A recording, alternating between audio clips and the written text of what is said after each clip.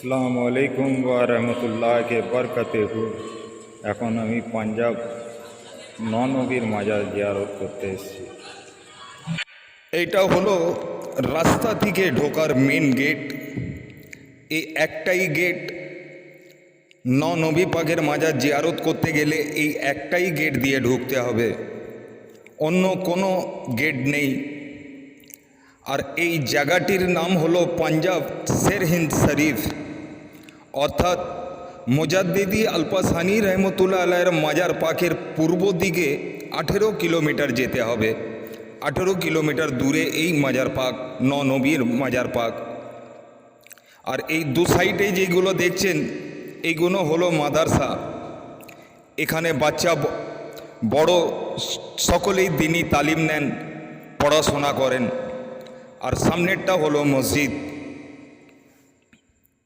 এ হলো নবী পাকের মাজারে যাওয়ার রাস্তা।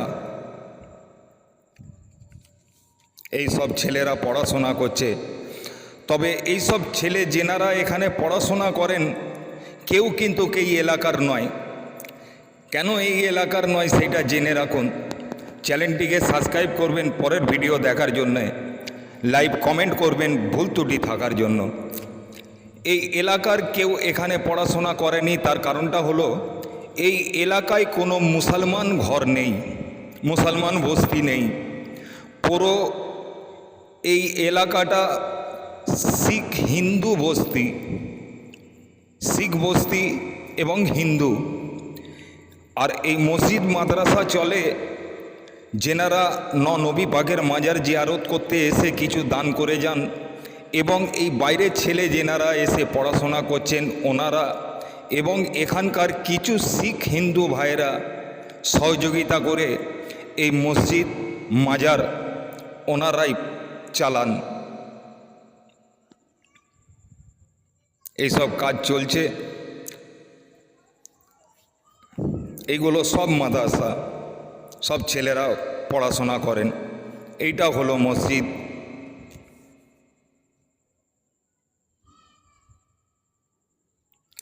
আমাদেরও খুশ নসিব, কেননা আমরা হিন্দুস্তানবাসী।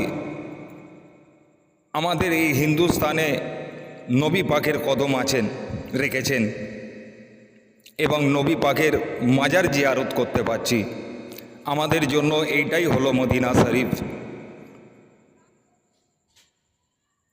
আল্লাহ পাক এক একটা জায়গা এক একটা মার্তাবায় তৈরি করেছেন।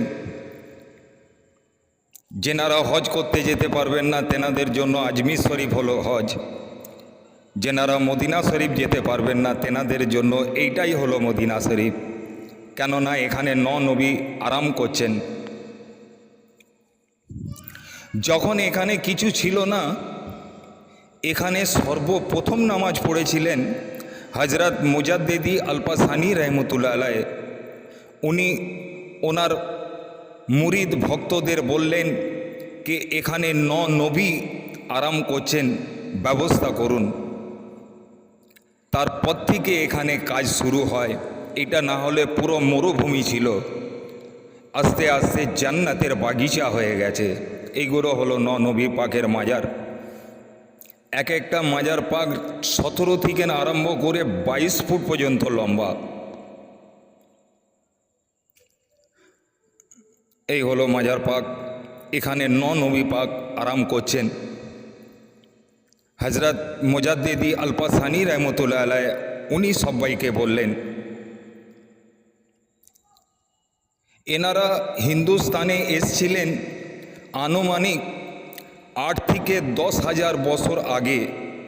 হিসাব অনুযায়ী হজরত নূহ আলাইহিসসালাম, হজরত ইব্রাহিম আলাইহিসসালামের জামানায় এই হিন্দুস্তানে এসেছিলেন। কেননা আল্লাহ পাক 1,24,000 পয়গম্বর এই দুনিয়ায় এসেছেন, পাঠিয়েছেন দিন ইসলামকে কায়েম করতে।